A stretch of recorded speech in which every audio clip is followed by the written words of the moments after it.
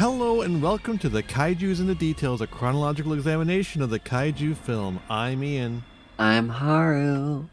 This time we took a look at 1959's The Giant Gila Monster. What'd you think of this film, Haru? It started off a little weak, and I was kind of bracing myself for a subpar movie, but it actually kind of grew on me as we watched it. It is... Maybe not the best movie we'd seen, but I think it's fine. I think it's good. Yeah, it's a charming little film is what I usually describe it as. Yeah. I wouldn't say it's great. It's not fantastic, certainly, but it's not bad. It's just charming, right? Mm-hmm. Yeah. This film, it's kind of hard to like. It doesn't feel in the same vein as a lot of the other American horror film, like giant monster films we've watched, right? It kind of feels like it plays by its own rules. Although it's got some, obviously there's some aspects here. We got, a male lead engaging in teen culture, drag racing in his particular instance, which we saw in Blob as well. This idea of the kid's obsessed with the hot rod racing, and he sings as well. And he meets this Hep Cat disc jockey who talks. He talks, man.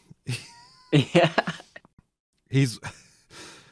That's a real disc jockey, by the way. That was he wasn't playing himself in the movie, but he was a real disc jockey. It's a weird one. It just doesn't have the same vibe as a lot of these other films. Yeah.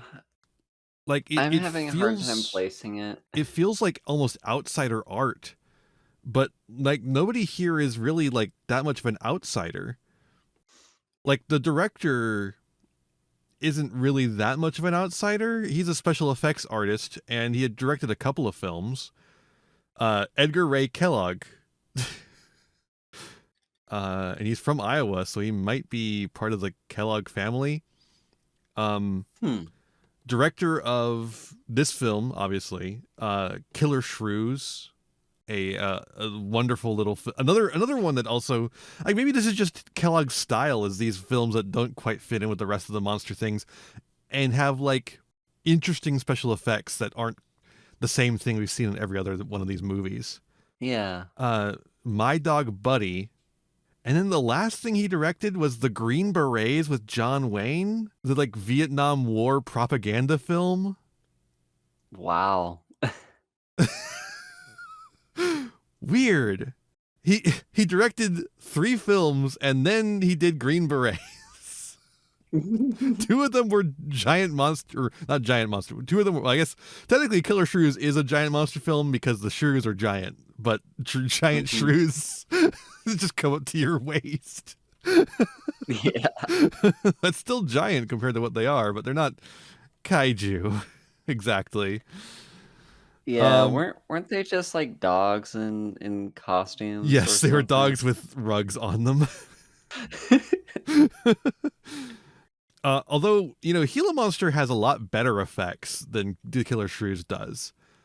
I think the Gila Monster effects are actually quite impressive.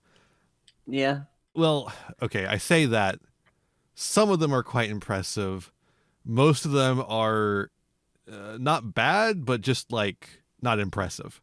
Yeah, most of this film is made out of montage in the Russian like original sense of the word.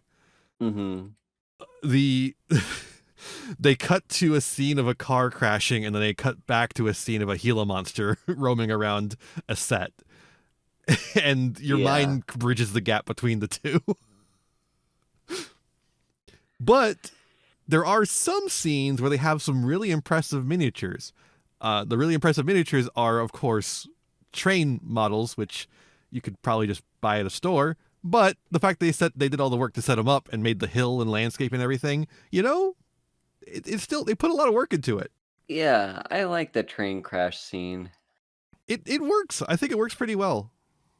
Yeah. And then the Gila monster breaking through the wall scene, that works pretty well too.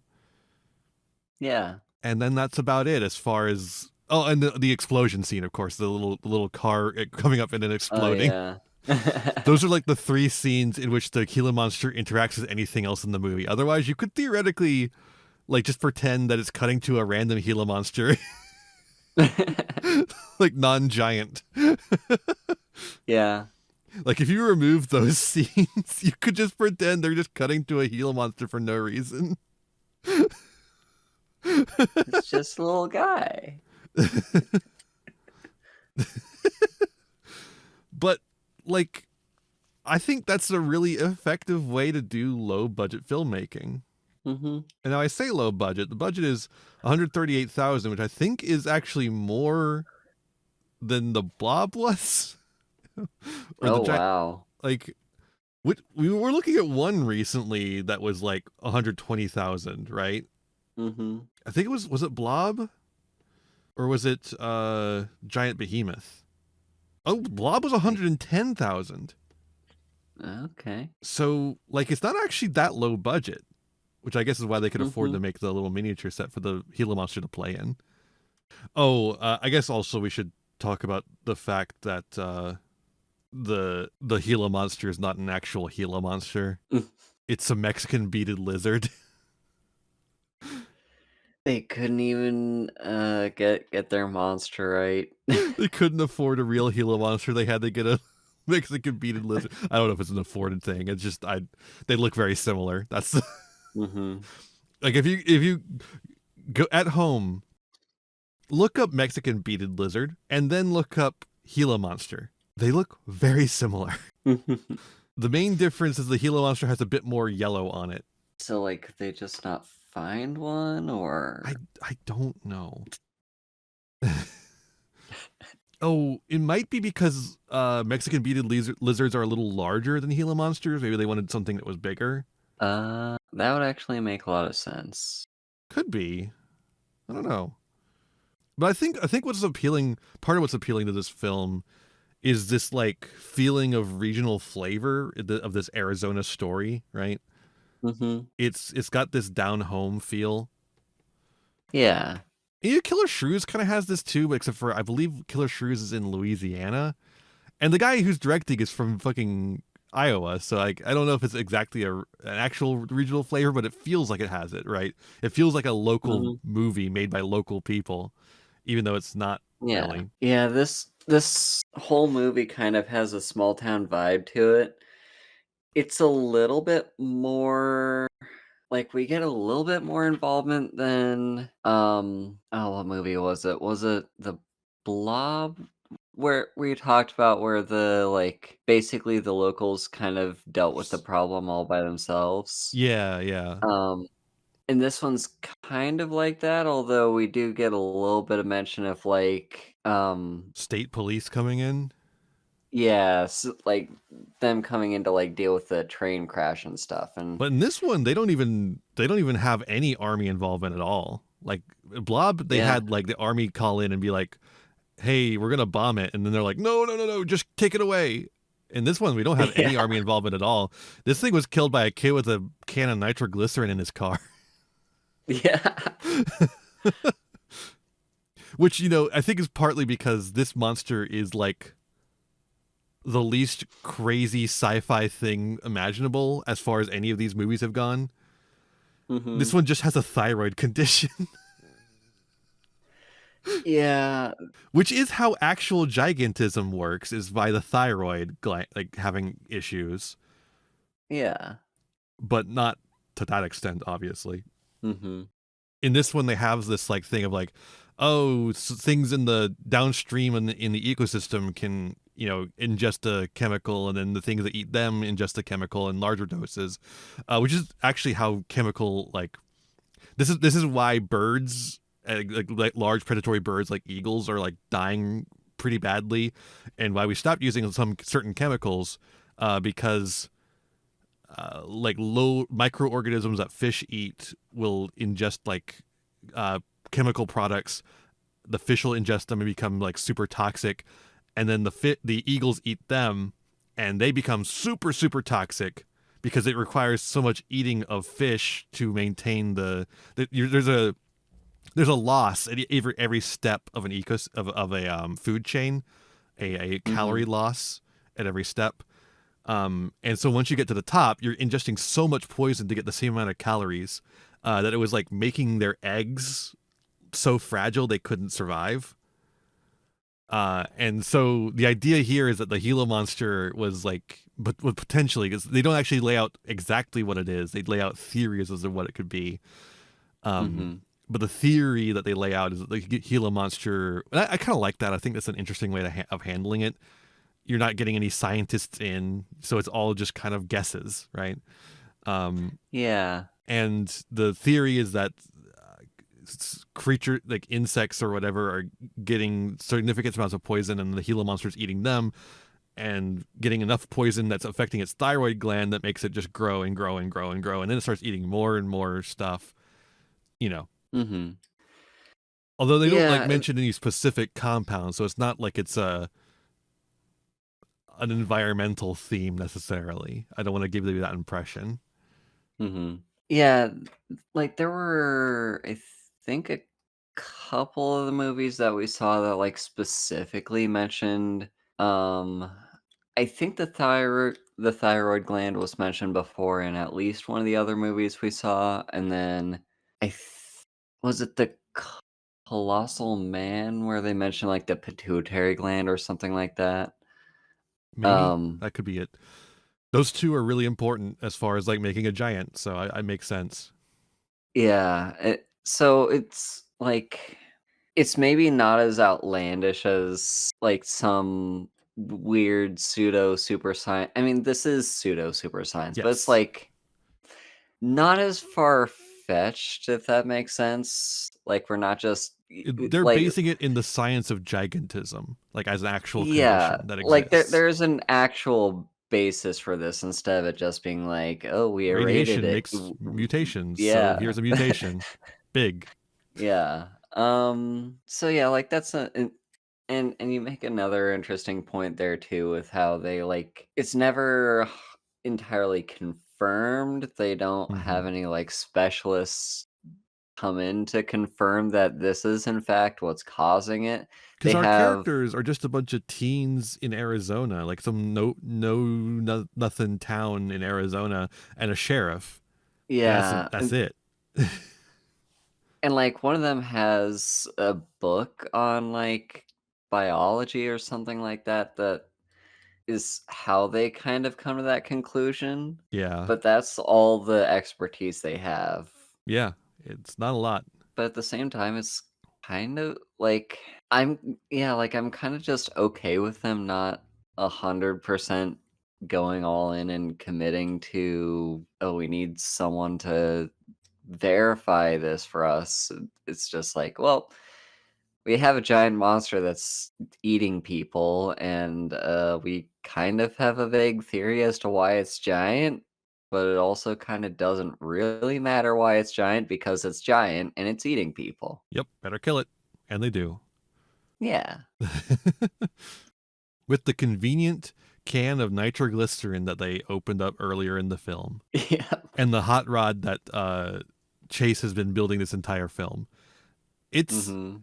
folks, it's a Chekhov's hot rod. Yep.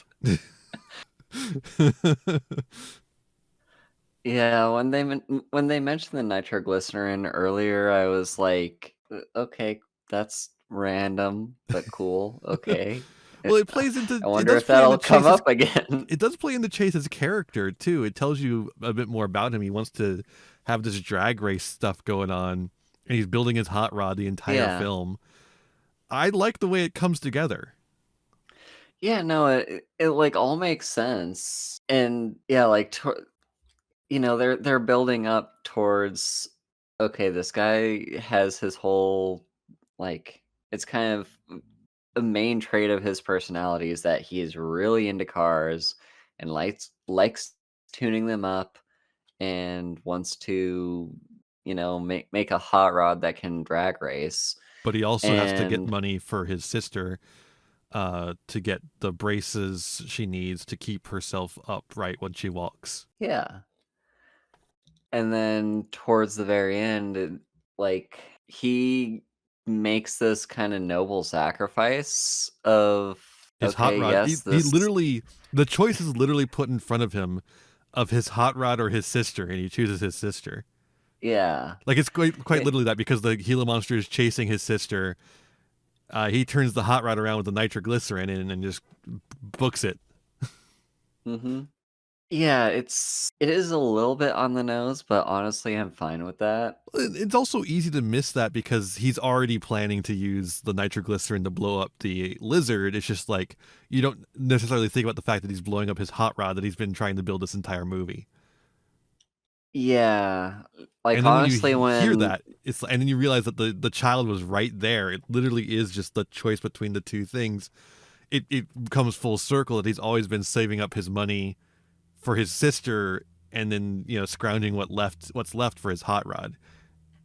yeah, and I do think it like if it hadn't been for his sister being there, I mean, I was brainstorming, okay, they're gonna use the nitroglycerin to kill this thing, but like, how are they gonna do it in the end? Are they gonna like, set up set up a trap or something and have the sheriff shoot it with his gun?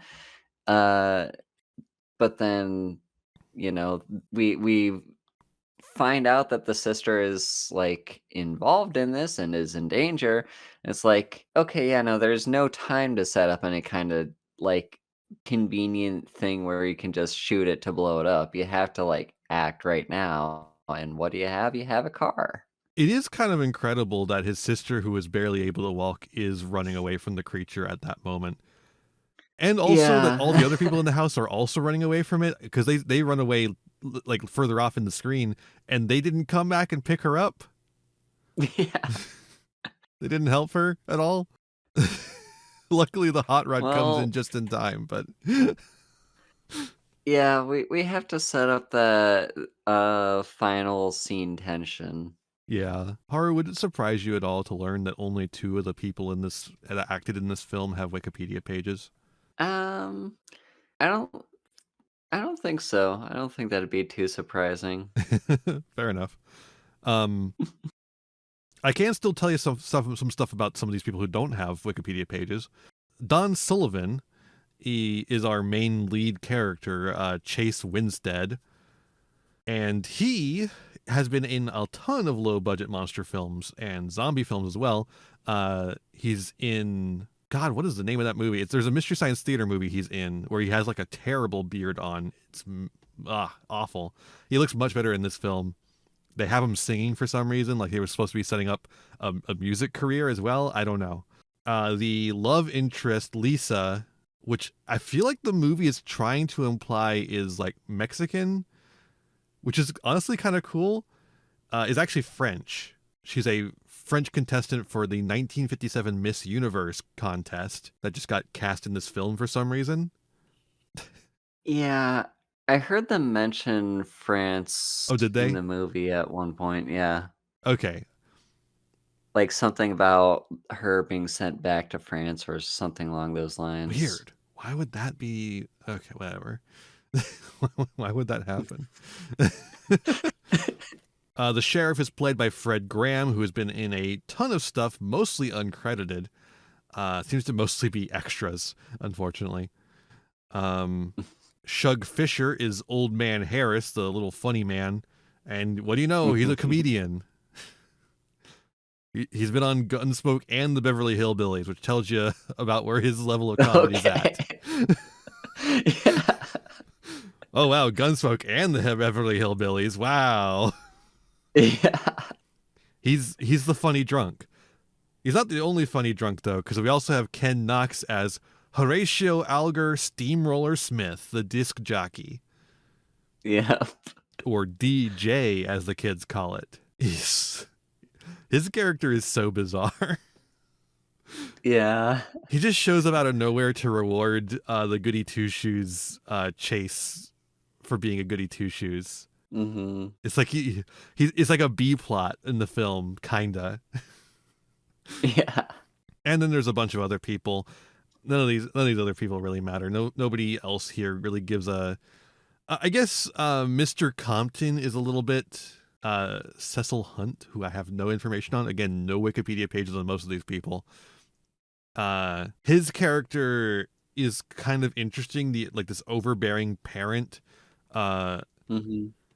He's like probably the richest guy in town, so he thinks he can throw his weight around and get the sheriff to do whatever the fuck he wants. But this is a small town sheriff, not a regular policeman, so he doesn't exactly always follow what Capital says. Sometimes he just does what he thinks is right. Mm-hmm. Which, for a lot of sheriffs would just be getting paid. So they would just go along with it. But, we're in a fantasy world. We can believe. Mm-hmm. We're in a quaint small town here. None of those big city cops. So we've got our one sheriff here that we can all rely on. The whole film was actually produced by a guy who owned a drive-in theater in Dallas, a chain of drive-in theaters. Huh. He produced both this film and The Killer Shrews to be a double feature. Okay. So that's why Kellogg directed both of those, I guess, because like McLendon is the one who came in and was like, did I say the name? Gordon McLendon is the name of the guy who produced it rather, and he was just like, make me 2 movies for my drive-ins. Unlike most double features released in the South, these films received national or even foreign distribution. Mm. And for being with both of those, for being Southern films, they aren't like that awful. They could be a lot worse. I mean, obviously in Killer Shrews, the black guy dies first, but at least he's, not that much of a stereotype. He could be so much worse. He could be so much worse. The bar is in hell. Mm-hmm. Although we're not talking about the Killer Shrews, but they're kind of in conversation with each other, considering they're literally meant to be a double feature together. Apparently, apparently Kellogg was only the director of the film because it was something in exchange for doing the special effects. He was allowed to direct the film. This was his payment. Okay. Weird. I'm gonna pay you in more work. I think the idea is that maybe he gets paid the director's salary instead of the special effects salary. Fair enough. And then also gets his name on the credits and gets to bust into Hollywood, and then he can make films like The Green Beret. Knox, the guy who played Steamroller Smith, apparently also worked at radio stations in Texas owned by McLendon. McLendon owns every fucking person in this goddamn film, apparently. Weird. But I think despite a lot of these people being complete unknown actors, and then like 3 of them are, at least as far as I could tell, 3 of them are known actors, and one of those 3 doesn't even have a Wikipedia page. I just know them because they're in a bunch of crap films. Considering that, these characters are surprisingly likable. Yeah. For a first-time director, Kellogg's not doing a bad job of it. Mm-hmm. And these actors are not doing a bad job, like, doing the thing. Yeah. So, kudos. It feels like I keep wanting to be like, oh, now let's talk about the special effects, but we did. There just wasn't much to say. Yeah. There's not much to say about them. The special effects are that they sure are special. Bought a lizard. They got a lizard and put also it in a sandbox. A little train set. I do like, though. I want to go back a little bit to the characters. There's a lot of fun interactions between all these weird characters. Mm-hmm. They feel like they have interiority to a degree. This is something I've like moaned about some other films. Like, these characters don't feel like they have anything going on inside them other than being aspects of the film. These guys, it feels like a lived world that they're in. Yeah, they're like all they're all interesting characters, and like I'm like rarely bored with any of them on the screen. Like, yeah, they all have some substance to them. I think the most boring guy is our lead, Chase, but that's just because he's this goody two shoes guy. Yeah, and the more you get to know him, the better he gets. So he Yeah, has to have time to grow on you, kind of like Steve from the Blob. yeah, Although Steve yeah. has a little Like bit more the mischievous nature to him, I feel like. true. Although Chase also Um, did he did a lot of thieving of cars to get all his stuff on. yeah, I love the lines where he's like, "Well, you know, those tires are on this car are nothing but scrap, but on my car, yeah, they'll help stop an accident." Like, well, I can't argue with that. Go ahead, steal away. yeah. I like how I like how each character kind of just like they feel like they're just a part of this small community. Like you said, they're not just, you know, shoehorned in there for the plot, but they're actually like a part of the world. Yeah, they feel like they existed before this movie happened. Like they had lives before this movie happened, and they will continue to have lives after it ends Yeah. within their fictional space, of course. Mhm. Whereas if you look at like the giant behemoth, nobody in that film feels like someone who continues to exist. Yeah. They all disappear. They cease to be. They're the definition of NPCs. As soon as you stop looking at them, the computer unloads them. Yeah.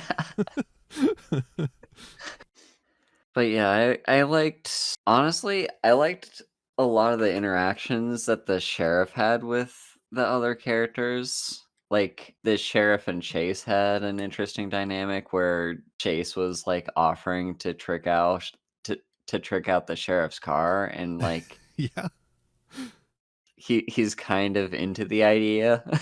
just a little bit. But Yeah. Chase's mom does not like how tricked out his car is. She tries to drive it, and Yeah. Lincoln's like, "What the fuck is going on?"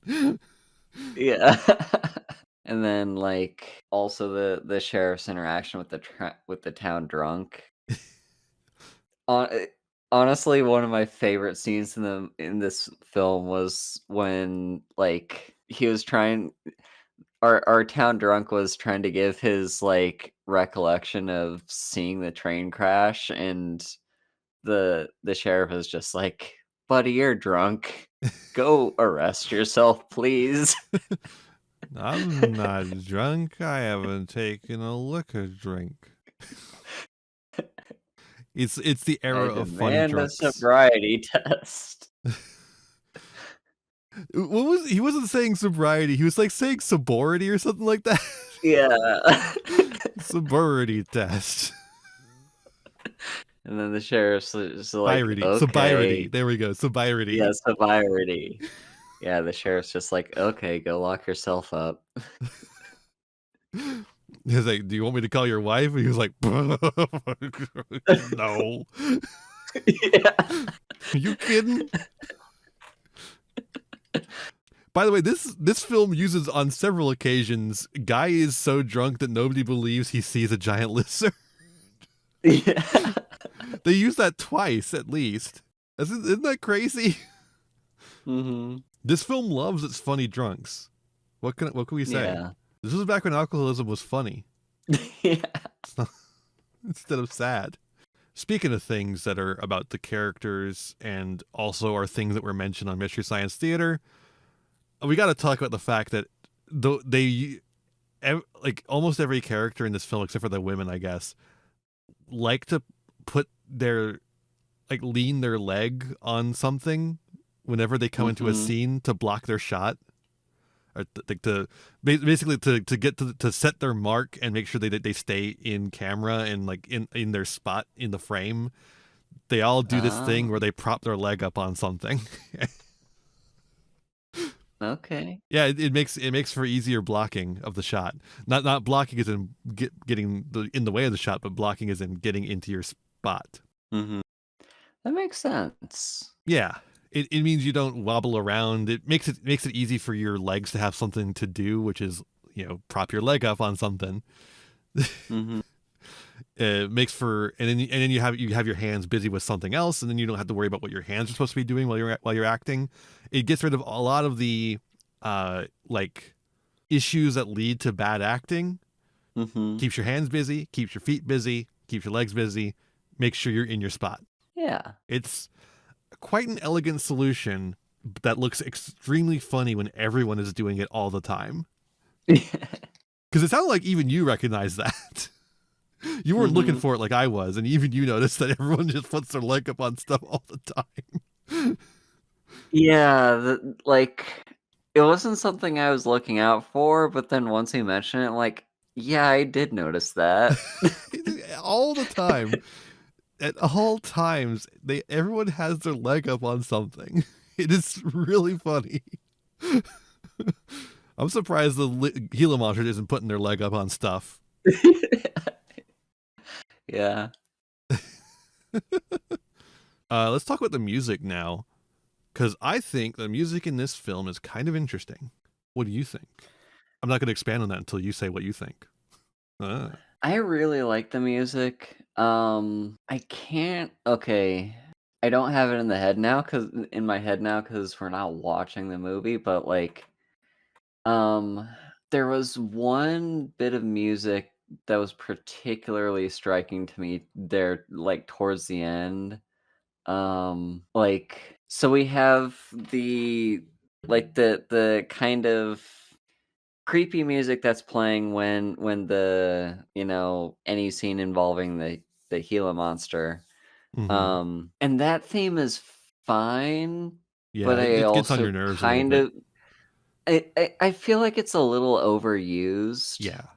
Like, it's It is essentially the Gila good. Monster's theme, and so every time it's on Yeah. scene, that theme is playing, and there's not much going on to it. It is essentially just go woo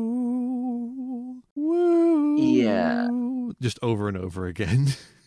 Someone on the Like, theremin going yeah. It's one of those things where, I mean, I get why they play it a lot, but I like the it's just overplayed. yeah. Um, However, right before then, when they were driving in the hot rod to go save the day, and right before they arrive at where the Gila monster was, I was really jamming out to that music that was playing in the background. It was some of the best music I think I've heard in any of these movies we watched. So this because we're dealing with like a film that involves this jazzy teen culture, and our Yeah. main character is like a singer who does like a little bit of songwriting. We have a lot of jazz infusion in here, like particularly like I guess you could call it a bebop style, ish. Mhm. I guess it's like extremely early rock and roll is probably more accurate. Yeah. I mean, hell, they even mention Elvis by name in this film. Mhm. And so this film like goes back and forth between this like weird theremin track and the teen rock and roll that the kids love. Yeah. But what I find really interesting about the music in this film is that the final confrontation between Chase and the Gila monster mixes the two of those together. It like mixes the primary like teen track that they've been doing the whole time, the bam bam bam bam and mixes and the wow wow wow. So they're both kind of going Yeah. together at the same time and making like a whole new track with them together Mhm. as Chase drives this fucking hot rod of nitroglycerin into the Gila monster. And that is interesting. Yeah. Otherwise, I would not actually say the music is particularly of note. But I really like the way they combine the two like primary themes of the film together in the Mhm. final confrontation. Yeah. They turn the Gila monster theme into a bop. Boom, boom, boom, boom. It's like that's like it's got got like early rock and roll bass line ever. Yep. Just the, very Bye Bye Birdie vibes. I don't particularly care for the song he sings. I think it's boring as fuck. Yeah, like, when our DJ was, like, playing one of the songs that Chase recorded, and he's like, "Hey, this is our guy Chase here." Well, he, like, has everyone guess first, and then, he reveals it. I was like, "Okay, they're gonna have him perform right now, and he's gonna do another awesome bop like the one that was playing on the disc," and it's nope, No, he's gonna do he's the song gonna he s sings to his sister to cheer her up when she can't walk because of her disability. Yeah, Probably because of polio, he's I would imagine. yeah, probably, yeah, it's just a weird contrast, like, And the Lord said, "Laugh, children, laugh." I was under the impression when he was gonna, like, go up and do a live performance, I was like, "Oh, he's gonna do, like, another kinda rock and roll-ish bop," and then he just sings this heartfelt melody that, like, Is boring. I'm sure, like, I could see that everyone there was enjoying it. It's just like, I'm sure is it's that really really? impressive to the little girl. Yeah. Apparently, it's really impressive to the grumpy old man because it Yeah. stops him from wanting to arrest that boy. Yeah. But I don't know. Laugh, children, laugh. The Lord said, "Laugh, children, laugh." The Lord said, "Laugh, children, laugh." The Lord said, "Laugh, laugh, laugh." Bad song. Get better Yeah. songwriting skills.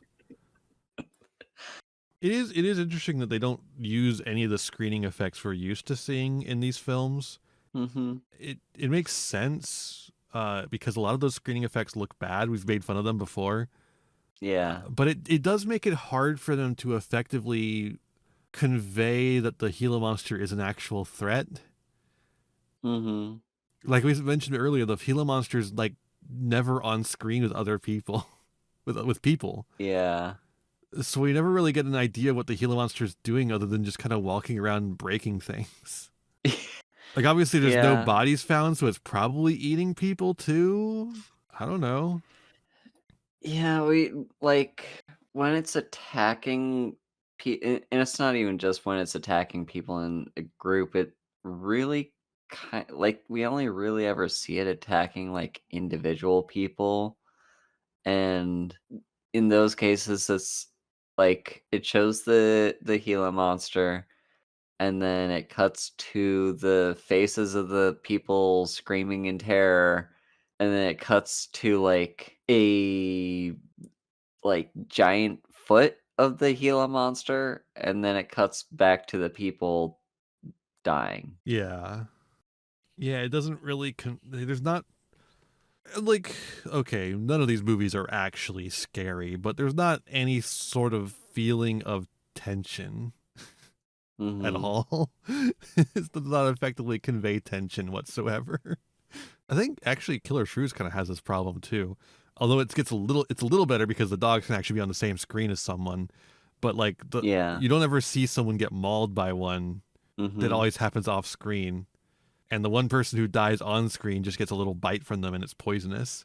Yeah. Which, by the way, Gila monsters, from what I recall, have like bacteria, like Komodo dragons do, that make Mhm. them pretty like have pretty nasty bites. If you had given someone like a bite from the giant Gila monster, like obviously it's a pretty big bite. It would have to be you have to represent that, but I don't know. You could do something fun with that, Yeah. but they didn't. Oh, I like that they have the drunk guy race a train car, a train. That's fun. Yeah. That was silly. Yeah, and I saw the, conductor looking out at the guy like, "Oh, crap, he's gonna this dude's about to get hit." He covers his eyes because at Yeah. that point there's not much you can do. Yeah, you like, Trains you don't stop can't that brake, fast. you're driving like, yeah, you're driving a train pretty fast, this guy's trying to cut in front of you, like, all you do is cover up your eyes because it's gonna be messy. and then he made it. This is a bit of a shorter movie, so there's just not as much to say about it, especially when there's not much in the way of fun facts about it. Mm-hmm. It is a public domain film, though, so you can go and like do whatever the heck you want with this film. Apparently, there was a made-for-TV remake of this film in 2012, so I guess we'll be checking that out at some point, probably. Okay. Assuming it's still a movie, not a like a show. Mm-hmm. If it's a show, we won't watch it, obviously. But if it's a film, we'll probably be checking it out. It's called Gila. I'm going to send you the poster, Haru, because the poster's pretty fun. Look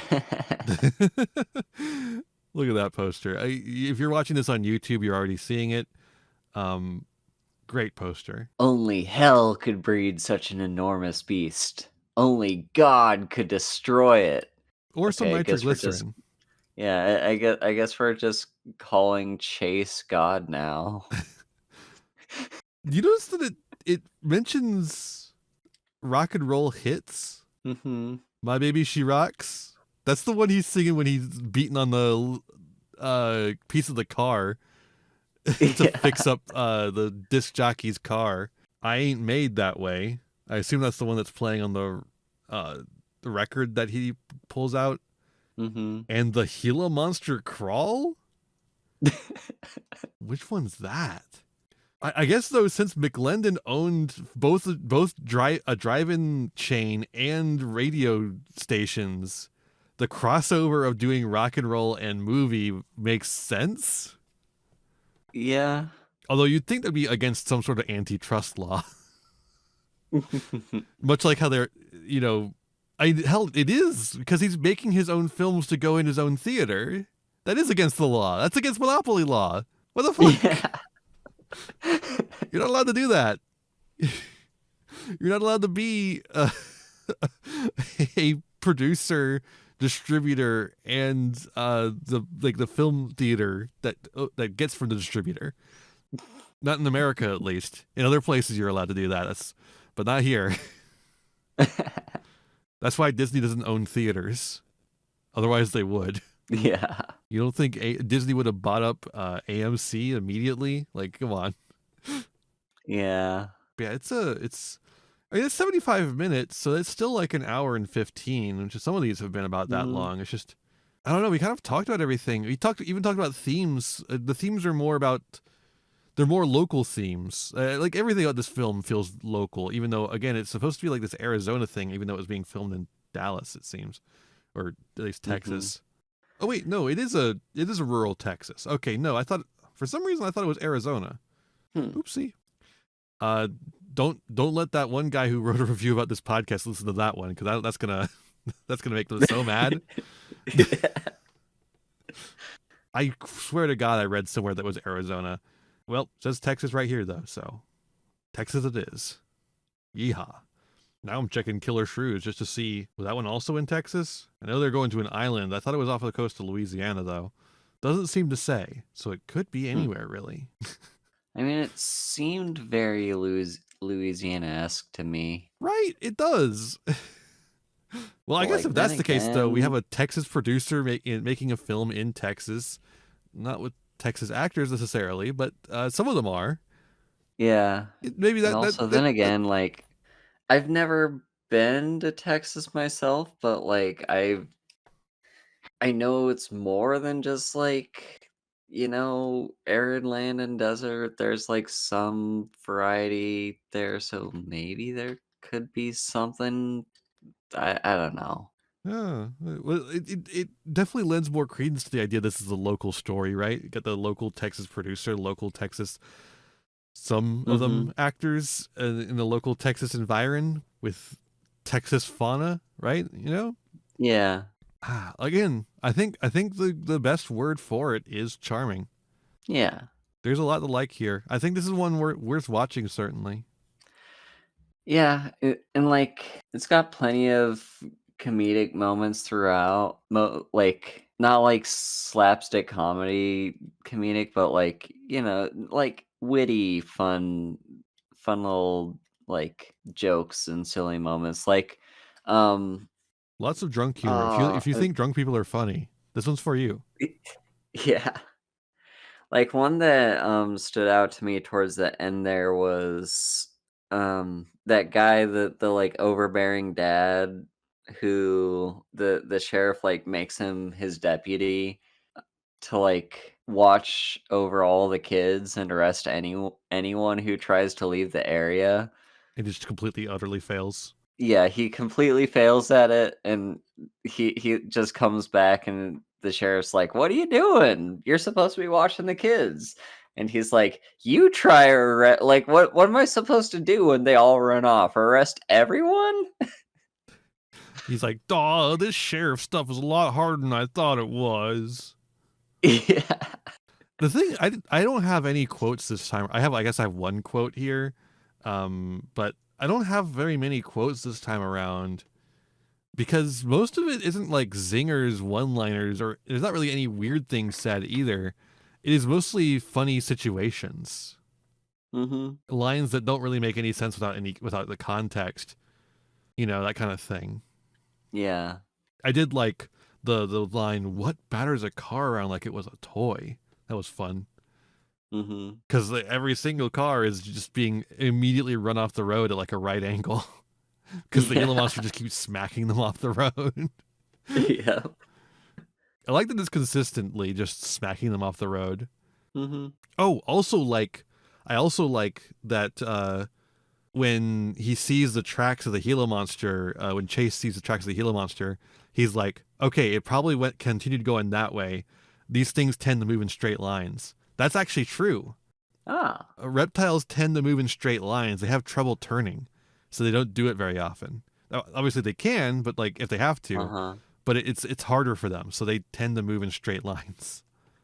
Interesting. If you're ever having to run away from an alligator or a crocodile, run in a zigzag because they can't Mhm. effectively turn. Okay. I learned that from a presentation about Sarcosuchus, an ancient giant crocodile. Hmm. Did you know that we used to have actual fucking kaiju on the planet, and they're called We uh, did. giant crocodiles? You thought I was going to say dinosaurs. This fucker wasn't a dinosaur. He was a giant crocodile. Uh-huh. Eventually, we're going to have to cover the movie series Meg, which is just about fucking Megalodon, the giant shark. Mhm. It's like, oh, what if it was still alive? Oh, and also Jason Yeah. Statham was here. Those look so stupid. I don't want to watch those, but we're going to have to eventually. Yeah. It's funny because like we're watching all these American films to give us context on how they feed into the kaiju film and how the kaiju films feed into them. But I think by the time we get to stuff like The Meg, that kind of pipeline doesn't exist as much anymore. I Yeah. don't really think the Japanese kaiju films are feeding off of American films at all at this point. And American films are only feeding off of kaiju films insofar as they're using their IPs to make terrible American movies. Yeah. Like, like, there's still the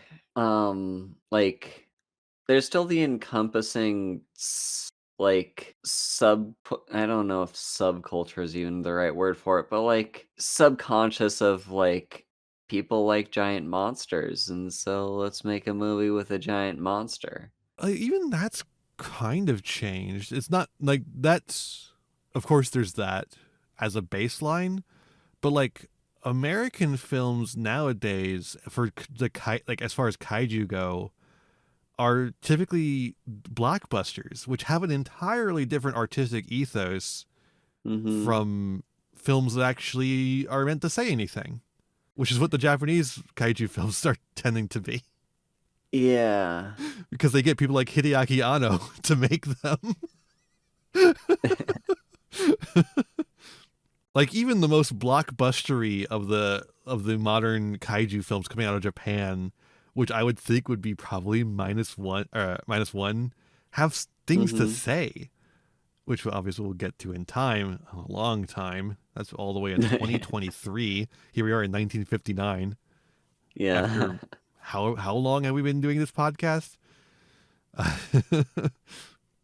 But like that's just an entirely different ethos. Whereas, and then here there's still a bit of a different ethos, as we've kind of established. American films have this like drive-in theater ethos, which is, I guess, akin to a blockbuster ethos, although it Mm-hmm. feels a little less cheap, or not cheap. The American blockbusters are very expensive, but they look like crap and they don't mean anything Yeah. frequently. Or worse, they reinforce terrible ideas. Mm-hmm. Whereas these drive-in films have like like charm to them Yeah.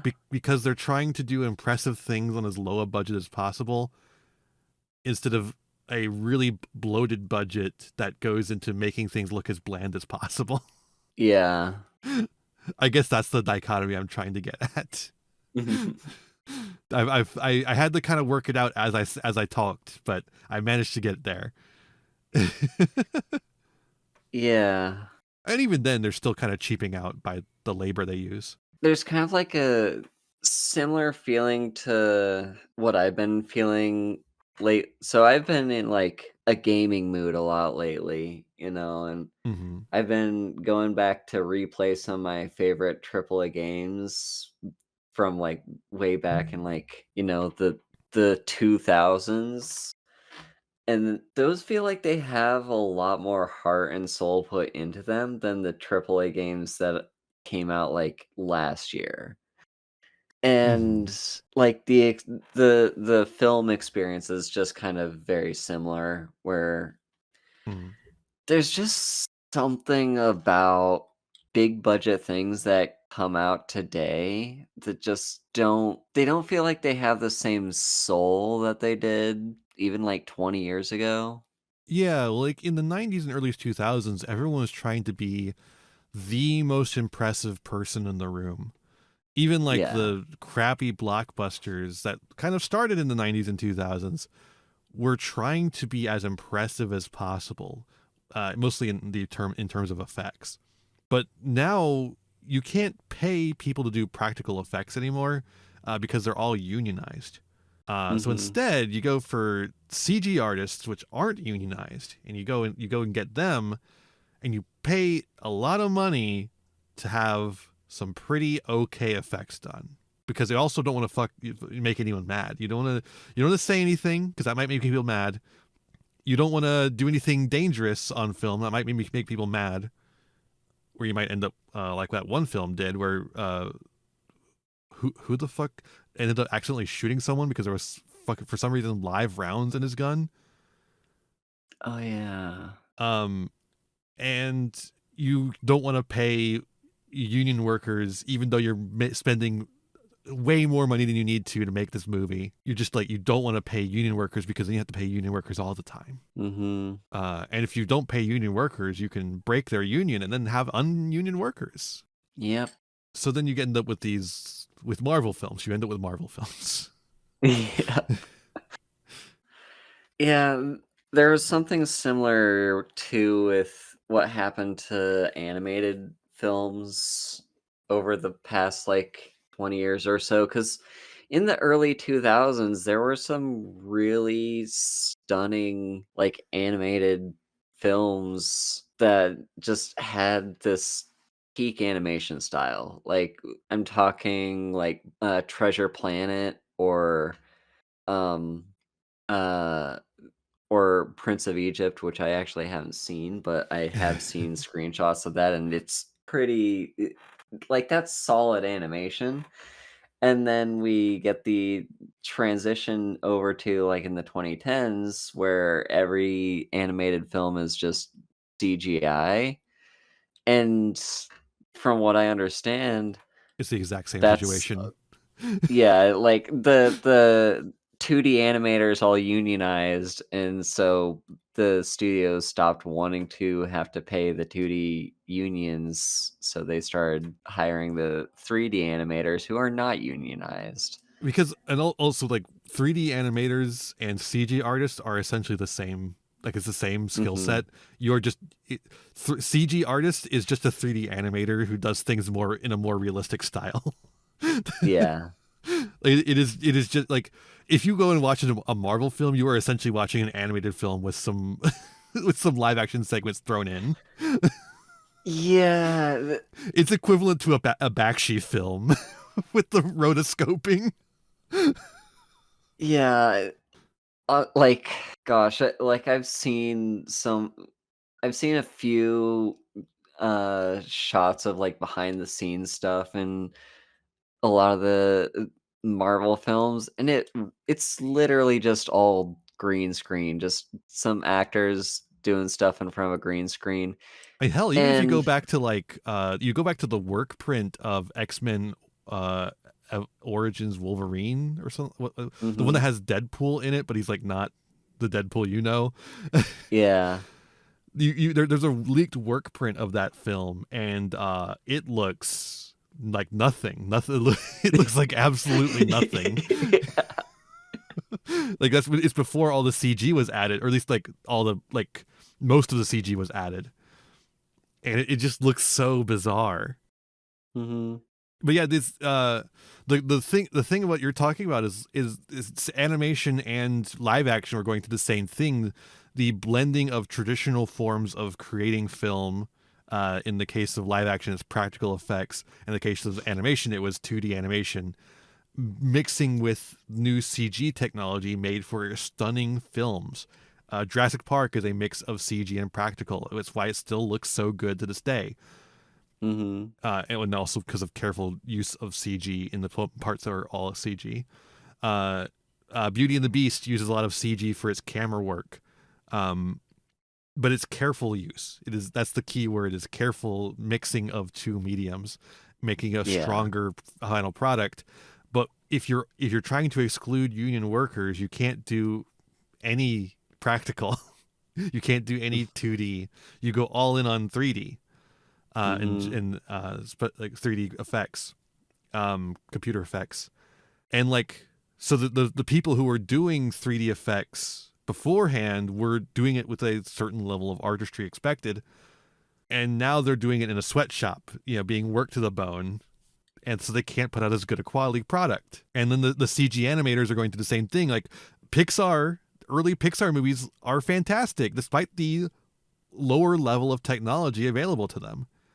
Modern Pixar movies are just more slop for the most part. Mhm. Yeah, Pixar kind of really fell off in recent years. I mean, like, granted, we're not children anymore. That's a little bit of a part of it, but there is a lacking. There is certainly something lacking in addition to Yeah. that.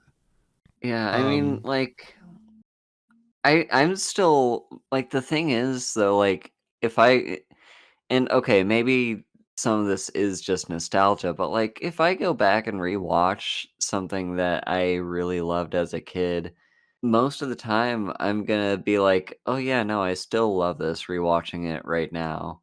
And then I just don't get the same urge to rewatch newer stuff. Like, yeah, occasionally, there'll be something where I'm like, "Oh, that was really good. I wanna see that again." But, like, nothing that I will keep going back to. At least nothing that's from, like, a major studio. Like, there's some more, like, independent studios where I will, like I wanna rewatch more of their stuff, but, like, yeah. It doesn't even have to be that though. It just has to be like outside of this blockbuster uh industry. Like yeah. Sinners isn't an independent film, but it's still fantastic, right? Uh Mhm. you get plenty of stuff. I mean, hell, like if we want to bring it back to kaiju's, which we probably should because that's what the podcast is about. Yeah. Um, we haven't gotten to Shin Godzilla or Godzilla minus one, but if you look, like those ones are CG. Like there's a lot of Mhm. CG in those films. There's no suits anymore in those films. I don't know how much practical there is in them, even at all, but what I can tell you is that it looks fan fucking tastic. It looks incredible. The effects are so fucking good. So even if they aren't using any practical, they still managed to make it look like as good as Jurassic Park, if not better. And it's just a matter of artistry, letting your artists be artists instead of little worker bees. Yeah. And that's what Gila Monster feels like to me. It feels like a little piece of work where people are trying to be artists. Mhm. I got it back there. Yeah. That got us back. And that's what a lot of this is. I think the difference between the good American, like, we talk a lot about how the Japanese kaiju films feel really nice and fun, and then these American ones often don't. And the main difference, I think, is whether they're just trying to churn out something for a market, or whether there's someone in there who's looking to be an artist. And while Mhm. this one is specifically funded to fill a drive-in theater market, it seems like our director wants to be a director, and so he's putting out his damnedest best foot forward. Yeah, like, maybe it's I don't yeah, I mean, like remember, he's doing the special effects to get to be a director, so he yeah, wants it. like, he could just, have slapped something together to just put this out, but, like, he put actual, like, thought and effort into making this film actually presentable. Like, I think this was supposed to be, for him, his foot in the door into making films on a more regular basis as a director. Yeah. He's like, okay, I'll do the special effects for your movie to fill your drive-in theaters if you give me the director's chair and thus the director's credit to help me propel this. We don't have that much information on him, but that's what it Mhm. feels like to me based on what I see here. Yeah. Does it all work? Of course not. It didn't work for him. He got one other film and then Green Berets with co-directing with John Wayne, and then that's it for his career, right? So, Mhm. but I don't know. I think there was definitely some successes, some failures, but some successes in here, and I think it's a fun Yeah. little movie. And you can talk about how this was on like a Mystery Science Theater. It's a famous B movie, but I think personally the best B movies, the best like cheesy movies you like to watch with friends and make fun of a little bit, are ones that have a little bit of goodness in them. Like ones that aren't Mhm. completely terrible, bad, boring films. Something that has a little bit of heart in it. Exactly. And some of them, their problem is that they have too much heart in them. Like The Room. I think if you look at The Room, the biggest problem with The Room is that Tommy Wiseau put too much heart into it and made it a nonsense thing. And I think this one, I don't think this one has that problem, but you could see it has heart in it, and I think that's what makes it so compelling as a fun bad movie to put on. Yeah. And by bad, I mean like kind of cheesy.